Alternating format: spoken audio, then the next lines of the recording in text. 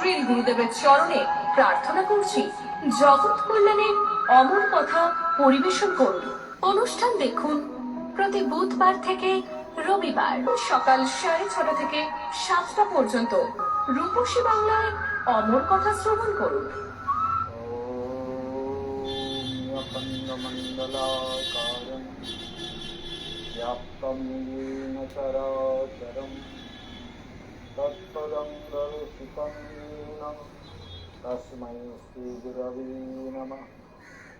गुरुब्रह्मा गुरुविष्णु गुरुदेव महेश्वर गुरुसाक्षात् परमब्रह्म तस्मै श्रीगुरवे नमः। आनन्दलीलामय विग्रहाय हेमावलिपच्छन्दराय तस्मै महाप्रेमरसप्रदाय चैतन्यचन्द्राय नमो नमः।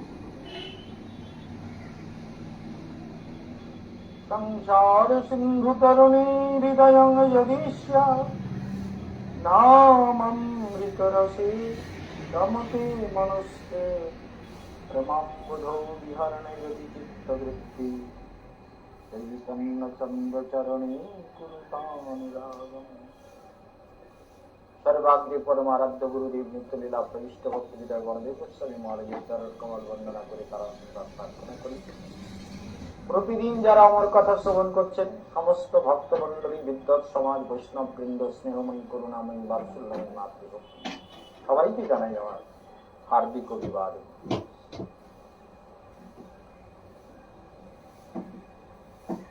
আজ 10 তারিখের প্রোগ্রাম শুনছে, অনেক কথা মনে পড়ে, আপনাদের বলতে ইচ্ছে করে কিছু কথা, বুঝতে পারবেন?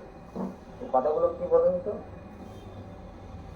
সাধু হওয়া তো অনেকে সাধু হতে পারে, ঘর ছাড়তেও পারে, কিন্তু বুদ্ধি নির্মল সবাই করতে পারে না। হৃদয়ে পীড়িত যার কৃষ্ণ শয়তানি বুদ্ধি নিয়ে সাধু হয়ে লাভ আছে? আশ্রমে গেলাম, গুরুদেবের কাছে গেলাম, এই বলছিলাম মনে আছে? গুরুদেব এসছে বাড়িতে, শিষ্য গুরুদেবকে খুব খাওয়াচ্ছে, নানান রকম বাজার টাজার করে এনে কলা, দুধ, মিষ্টি, আম যা যা পাচ্ছে মোটামুটি খাওয়াচ্ছে খুব। খাওয়ার পরে গুরুদেব বলছে, বাবা তুমি কি ভালো, তুমি আমার প্রিয় শিষ্য, তোমার সেবায় আমি খুব সন্তুষ্ট। বলে, গুরুদেব আমার কিছু না, সব আপনার। তার মানে কি, গুরুদেব অনেক অনেক শিষ্য বাড়ি ঘুরে যত টাকা পেয়েছে টাকাগুলো সব তো ইনি শিষ্য বের করে নিয়ে খাওয়াচ্ছে, আর নিজেরাও খাচ্ছে। এবার গুরুদেব বলছে, বাবা কদিন হয়ে গেল, এবার আমি যাই, তাহলে অন্য ভক্তের বাড়ি হয়ে বাড়ি ফিরতে হবে। বলে, ঠিক আছে গুরুদেব। এবার গুরুদেব যাবে, গুরুদেবকে প্রণাম টনাম করে ভালো করে সব ইয়েতে করে গুরুদেবকে ওই 250-300 টাকা ছিল খরচ করে ওইটা দিয়েছে, চরণে দিয়ে প্রণাম করে। বাবা তুমি কি সেবা করেছো, আবার এতগুলো টাকা দিচ্ছ? বলে, গুরুদেব আমার কিচ্ছু না, আমার কি, গুরু সব আপনার জিনিস আপনাকে দিলাম, আমার কি। এবার গুরুদেব খুব খুশি হয়ে গেছে, গিয়ে পরে দেখে থলির মধ্যে একটাও টাকা নেই, যা খরচ করেছে সব ওর টাকা, আর যেটা বেঁচেছিল সেটা দিয়ে দিয়ে। তবু একটা সৎ লোক বলতে হবে, বুঝতে পেরেছেন? বেঁচে থাকা টাকাটা না দিলেও পারত, কিন্তু দিয়ে দিয়ে এইটা দেখুন ব্যাপারটা, আর দিয়ে দিয়েছে। গুরুদেব খুঁজে বলে, এইরাম শিষ্য, কলিযুগে সব এইরকমই ব্যাপার। হ্যাঁ, জগতেতে ধর্ম নামে যত কিছু চলে, ভাগবত কহে তাহা পরিপূর্ণ ছলে। সাধু হয়েছে, শয়তানি বুদ্ধি যায়নি। অহংকার, অস্মিতা, দম্ভ, হিংসা, কপটতা, দলবাজি, মিথ্যাচার, গুরু সেবার নামে ধোঁকা দেওয়া, এই প্রবৃত্তিগুলো গেল না, তো সাধু হবে? হবে? ভালো করে মনে রাখবেন, এই আশ্রম যত আছে না সব শয়তানের রাখা হয়েছে, বেশিরভাগ আশ্রম। কারণ যত দিন যাচ্ছে তত আশ্রমে টাকা হচ্ছে, আর টাকা যত হচ্ছে তত শয়তানি বুদ্ধি বাড়ছে।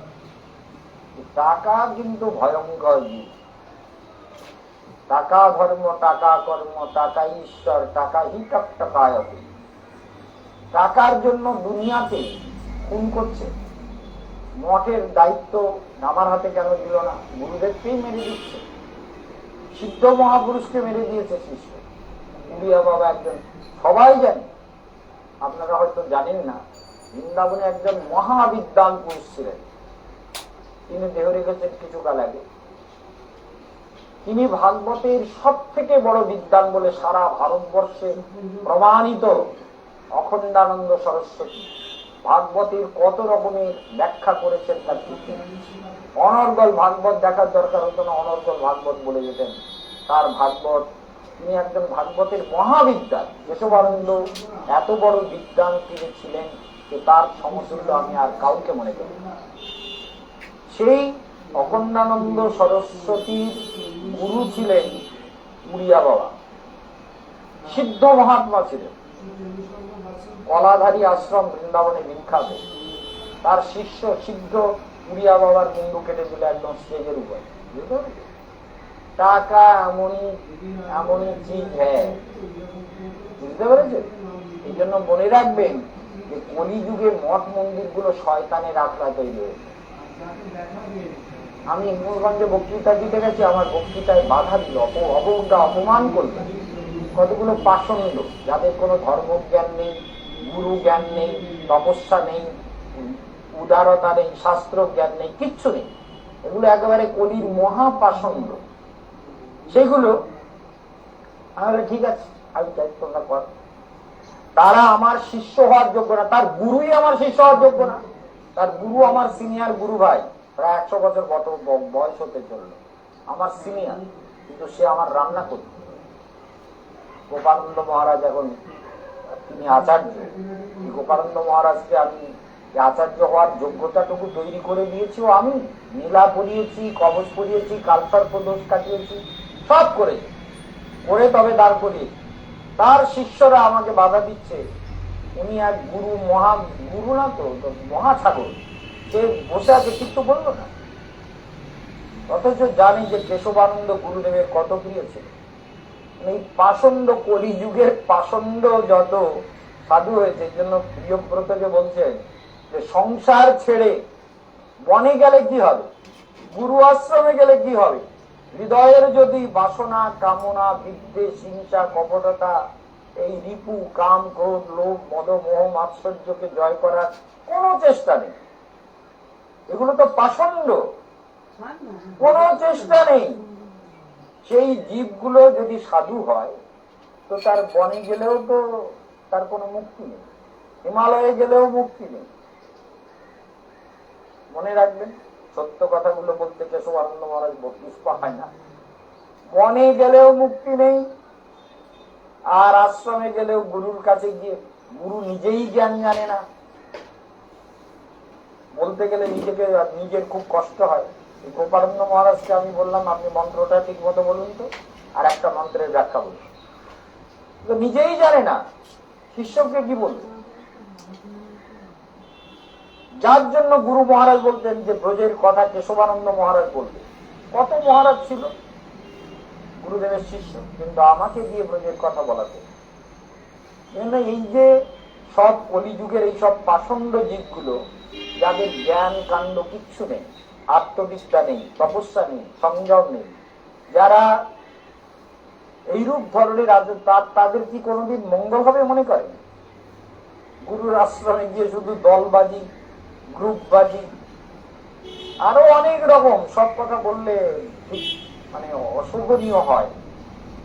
আমার এক শিষ্যর বাড়িতে গিয়ে আদি গোপানন্দের আর এক শিষ্য আন্নামানে, নর্থ আন্নামানে, দিল্লিপুরে, সেখানে গিয়ে তার মেয়ের সঙ্গে ভাবতাপ করে তার নিয়ে আবার এটা অনেক মানে যত রকম যা করে করুক, কিন্তু প্রশ্নটা উঠে দাঁড়াচ্ছে, এদের যদি সাধনার শিক্ষা না হয়, প্রবৃত্তিটা তো মানুষের আছে, প্রতিটা জীবের মধ্যে আছে, এটা কেন বোঝেন না? কাম, ক্রোধ, লোভ, মদ, মোহ, মাৎসর্য, এই যে 6টা শত্রু, এই 6টা রিপু, এই শত্রু, রিপু মানে শত্রু, ভালো করে মনে রাখবেন। এই 6টা রিপু যদি দমন না হয়, আর 6টা রিপু তো সবার মধ্যে আছে, সব জীবের মধ্যে, সমস্ত জীব, মশা মাছি থেকে কীট পতঙ্গ, টিকটিকি, গিরগিটি, মাছ, হরিণ, বিড়াল, ছাগল, ইঁদুর, বাঘ, সিংহ, সর্প, সব জীবের মধ্যে এগুলো আছে। কাম, ক্রোধ, লোভ, মদ, মোহ, মাৎসর্য, ভালো করে দেখবেন, আজকালের দিনে তো আমরা আগে ব্যাখ্যা করতাম, এখন ব্যাখ্যা করতে হয় না, আপনারা নিজেরাই দেখে দেখতে পারবেন যে কি রকম জীবের মধ্যে হিংসা, একে অপরের প্রতি বিদ্বেষ, কি রকম সব বিপুল বস প্রত্যেকটা প্রাণী। তাহলে এই যে ছেলেগুলো যারা মঠে এসছে এদের মধ্যে থাকবে না এরকম কোনো কথা আছে? এরকম কোনো কথা কিন্তু নেই।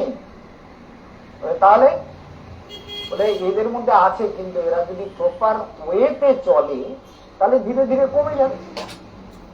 আর ঠিক মতো যদি গুরুই যদি না বোঝে, দেখুন আমি চ্যালেঞ্জ করে কথা বলি তো, আমাকে কেউ চ্যালেঞ্জ করবার ক্ষমতা রাখে না পৃথিবীতে, জানেন কেন বলুন তো? আমি তার গোষ্ঠীর ষষ্ঠী পুজো করে দেবো, আর আমি সব জানি। এই জন্য মনে রাখবেন, কেশবানন্দ মহারাজকে কোনোদিন যদি কেউ অমর্যাদা করার চেষ্টা করেছে তো তার তো সর্বনাশ হবেই হবে, আর তার পরিণাম আমি দেখিয়ে দেবো যে কি হয়। সেই জন্য মনে রাখতে হবে যে আমি একজন যোগসিদ্ধ সাধু, সাধনাতে বহু সিদ্ধি অধিগত করেছি, এই হাত দিয়ে বহু রোগ সারিয়েছি, বহু ক্লেশ সঙ্গে সঙ্গে রিমুভ করে দিয়েছি, বহু কষ্ট। এই হাত এত শক্তিশালী, প্রতিদিনের ধ্যান মন্ত্র জপ সাধনা যে পরিমাণে আমি করি সেটা আমাকে নিরন্তর শক্তি যোগায়। সেটাই কেশবানন্দের বৈশিষ্ট্য। সেই জন্য কেশবানন্দ মহারাজকে যারা বুঝতে পারবেন না তাদের পরিণতি খুব খারাপ, পরিণাম খারাপ।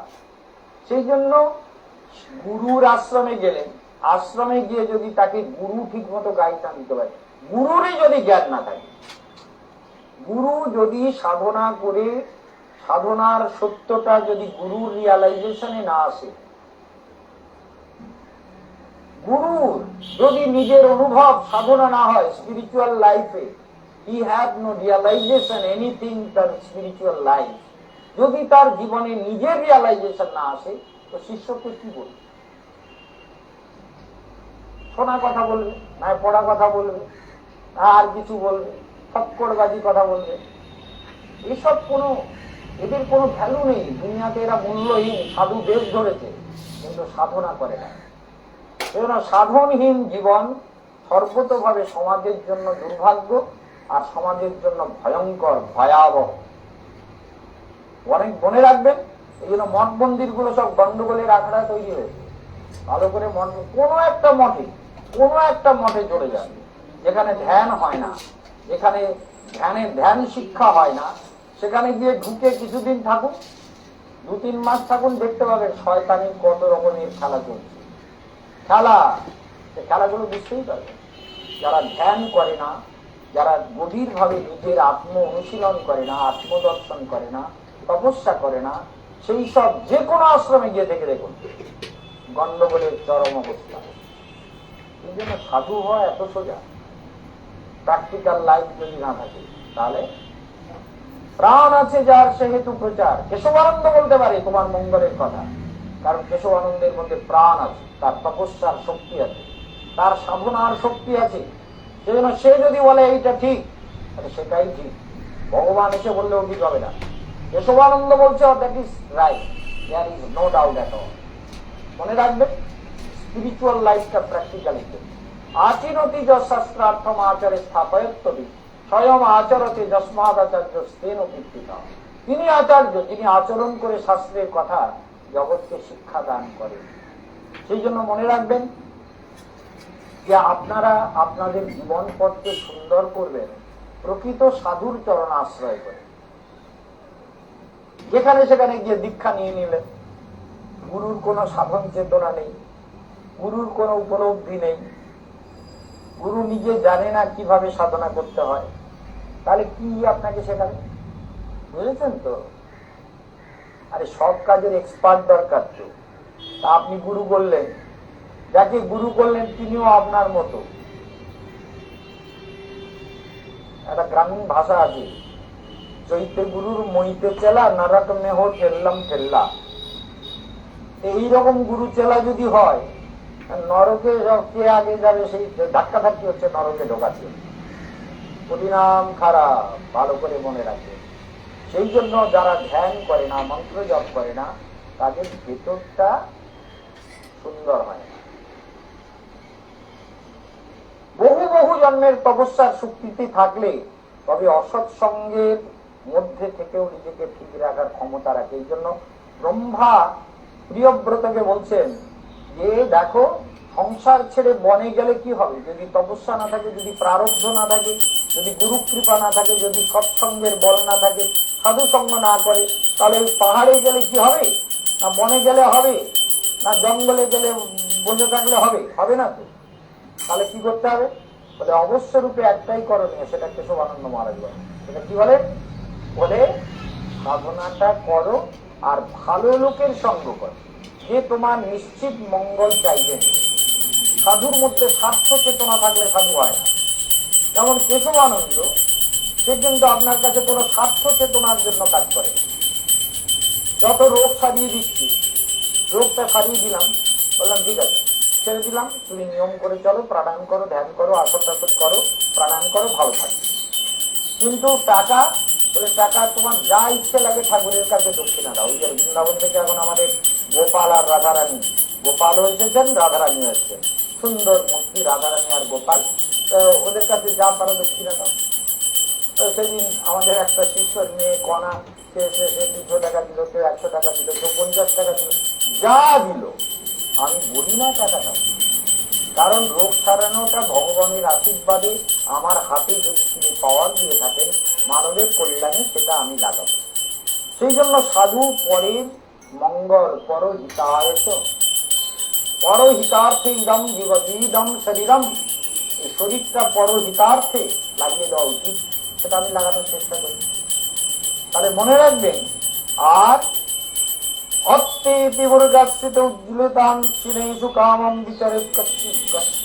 ভালো করে মনে রাখবেন, যার কামনা বাসনা ক্ষীণ হয়ে গেছে, যার হৃদয় নির্মল হয়ে গেছে, যার ভেতরে সাধন শক্তি লাভ হয়েছে, তিনি সাধনার দ্বারা দিব্য শক্তি, দিব্য বিভূতি, দিব্য চেতনার সঙ্গে যুক্ত, তিনি সংসারে ঢুকলেও সংসার তাকে কখনো বাঁচতে পারে। মহাপ্রভুর একটা কথা আছে, ভালো করে মনে রাখবেন। রঘুনাথ দাস বারবার মহাপ্রভুর কাছে চলে যাচ্ছে। রঘুনাথ দাসকে বৈষ্ণবরা সবাই চেনেন।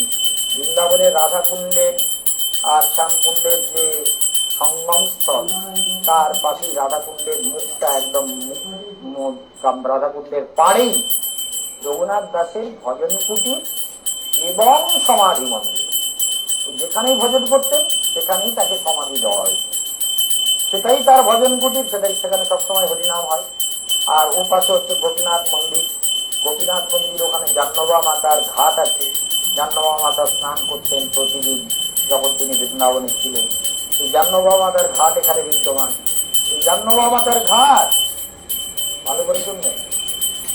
আর গোপীনাথের মন্দির, কারণ বৃন্দাবন থেকে গোবিন্দ গোপীনাথ মদন মোহনকে নিয়ে যেতে গিয়ে বৃন্দাবনে 84 ক্রোশের মধ্যে যেখানে যেখানে রেখেছিলেন সেখানে সেখানে গোবিন্দ গোপীনাথ আর মদন মোহনের মন্দির তৈরি হয়েছে। বৃন্দাবন থেকে প্রথম রাজা জয়পুরের মহারাজ এই বিগ্রহ নিয়ে মুসলমানের অত্যাচারের ভয়ে নিয়ে যেতে গিয়ে প্রথম রাধাকুণ্ডের ওই আরিক গ্রামের জঙ্গলের মধ্যে প্রথমে লুকিয়েছিলেন। তাই সেখানে গোবিন্দ গোপীনাথ মদন মোহনের মন্দির আছে। আর তারপরে ওখান থেকে হেঁটে হেঁটে লোকজন নিয়ে গিয়ে কাম্যবনে গিয়ে তারপরে ঠিক বিশ্রাম করেছিলেন। তাই কাম্যবনে গোবিন্দ গোপীনাথ মদন মোহনের মন্দির আছে। আমরা আগে আজকাল নতুন যারা যাচ্ছেন তারা জানেন না, তারা বলবেন ওই মহারাজ আমাদের তো কোনোদিন ওই মদন মোহন, গোবিন্দ গোপীনাথ মদন মোহনের মন্দির দর্শন করেন না। কাম্যবনে কামেশ্বর মহাদেব আছেন, বৃন্দাদেবীর মন্দির আছে, বিখ্যাত বৃন্দাদেবীর মন্দির, তা আমাদের তো নিয়ে যান না। আমরা কাম্যবনে নিয়ে যান, বিমলা কুণ্ডে মহাপ্রভুর মন্দিরে, বিমলা দেবীর মন্দিরে, বা ইত্যাদি, মানে চরণ পাহাড়িতে, বিশাল পাহাড়িতে যেখানে কৃষ্ণ স্লিপ খেতেন, বা ওই যে রাক্ষস হচ্ছে বোমাসুরের গুহা, বোমাসুরের গুহা, ভোজন থালি, এসব তো আপনি দেখান, কিন্তু আমাদের মদনমোহন গোবিন্দ গোপীনাথ বা কামেশ্বর মহাদেব দর্শন করেন মানে না। এটা আমরা আগে যখন করাতাম, যখন 22 দিনের প্রোগ্রাম থাকতো, তখন এইসব জায়গায় আমরা দর্শন করাতাম। কিন্তু এখন তো আপনারা সেই সময় দেন। আপনারা যদি সময় দেন, তাহলে এগুলো সব তো আমরা ঘুরে ঘুরে প্রথমে কত পায়ে হেঁটেছি, কত ভাবে গেছি, ঘোড়ার গাড়িতে গেছি, পায়ে হেঁটে গেছি। আর এই তীর্থগুলো তো মুখ্যত এই কাম্যবনের তীর্থগুলো মনে হয় আমার আবিষ্কার। অনেক ঘটনা আছে যে বলতেই পারছে না কেউ। ভোজন থালি কাহায় কিধার হয় জানেই না। আজকাল ভোজন থালিতে পয়সা নেওয়ার জন্য মন্দির টন্দির তৈরি করে ভিড় হচ্ছে তো। এখন প্রচুর লোক তৈরি হয়ে গেছে, ভোজন থালি বলার দরকার নেই, সবাই চেনে, রাস্তা তৈরি হয়ে গেছে। এসব তো আমরা খুঁজে খুঁজে বের করেছি, খুঁজে খুঁজে। যাই হোক, সেসব কথা বলে লাভ নেই। আপনার সব বুদ্ধিমান লোক তো, এই জন্য পরিক্রমা যদি বলেন মহারাজ আমরা এসব জায়গায় যাব, তখন সময়টা দিতে হবে। ভগবানের ধামকে, ভগবানের লীলাভূমিকে ভালোভাবে দর্শন করতে গেলে, ভালোভাবে প্রাণ দিয়ে অনুভব করতে গেলে। কি বলে, আমরা না বৃন্দাবনে গেছি, একদিন ছিলাম, আরে বাহ কি কীর্তি করেছেন, একদিন বৃন্দাবনে থেকে ভগবানকে উদ্ধার করে নিয়ে এসছেন না, তাহলে পাষণ্ড। একদিন বৃন্দাবন দর্শন, একদিন বৃন্দাবনে গেলেন। আমরা যেখানে 22 দিন 24 দিন 45 দিন ধরে বৃন্দাবনে পায়ে হেঁটে ব্রজধাম যাত্রা হয়, আর সেটা আপনি একদিন বৃন্দাবনে গিয়ে গাড়িতে 2-3 ঘন্টা থেকে বৃন্দাবন দর্শন হয়ে গেল। হ্যাঁ, আরে পাপি তো মুখ দেখাই উচিত না, বৃন্দাবন এরকম করে দেখতে হয়। আমরা তো চেষ্টা করি কতটা বেশি কভার করা যায়, কত কম সময়ের মধ্যে কতটা দর্শন করানো যায়। যাত্রীরা ক্লান্ত হয়ে পড়ে, মহারাজ আর পাচ্ছি না, আজকে শেষ করুন না। আরে না, এই জায়গাটা আর গাড়ি নিয়ে আসতে পারবো না তো, এখানে কালকের আবার গাড়ি নিয়ে রিজার্ভ বাস নিয়ে এখানে ঢুকতেই পারবো না, যার কোনো ক্ষমা নেই, কষ্ট করতে হবে, দর্শন করতে হবে।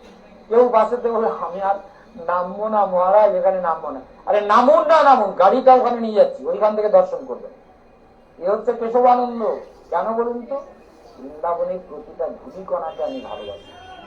সেই যাত্রীরা চাইছে না, কিন্তু আমি তাদের ছাড়তে চাই না, যে দর্শন করে সুকৃতি উদয় হবে, সৌভাগ্যের উদয় হবে, জীবনে জ্ঞানের আলো প্রজ্বলিত হবে, বৃন্দাবনের প্রতি ভালোবাসা জাগবে, তোমার জীবন ধন্য ধন্য হবে। তাই কেশবানন্দের ফাঁকি দেয় না।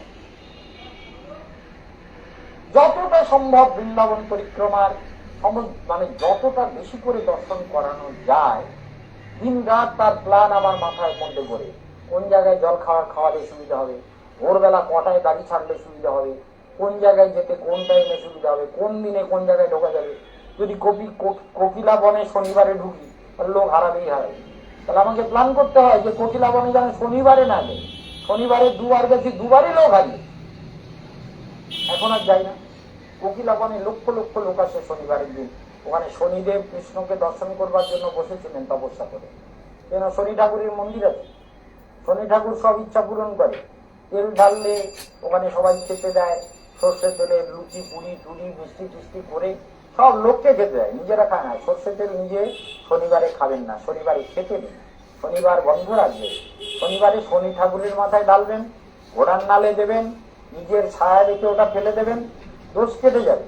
কিন্তু শনিবারে তেল খাবেন না, সর্ষে তেল খাবেন না, সাদা তেল খান, ঘি খান, বাদাম তেল খান, খাতে পারেন, সর্ষে তেল খাবেন। তাহলে বুঝতে হবে যে জগতে আমরা যারা এসেছি, যারা রিপুর দাস হয়ে, হ্যাঁ, মায়ার দাস হই তার লাথি খায়, ভ্রমিতে ভ্রমিতে যদি সাধু বৈদ্য পায়। মায়ার দাস হয়ে গর্ধবের মতো লাথি খাচ্ছে। গর্ধবীর লাথি যথা রাসঘোষ হয়, রাসব মানে গাধা, আর গর্ধবী মানে গাধি। গর্ধবীর লাথি গাধা শৈলেও তবু গাধীর পিছনে দৌড়ায়। সংসারটা এইরকম, বুঝতে পারেন? কাম, ক্রোধ, লোভ, মদ, মোহ, মৎসরতা, এগুলো মানব জীবনকে একেবারে জটিল করে রেখেছে। সেই জন্য মনে করবেন না লাল কাপড় পরলে বা মাথায় পাগড়ি বাঁধলে বা গলায় মালা দিয়ে লেকচার দিলেই সাধু হবে, তা হয় না। সাধু সাধনার ব্যাপার।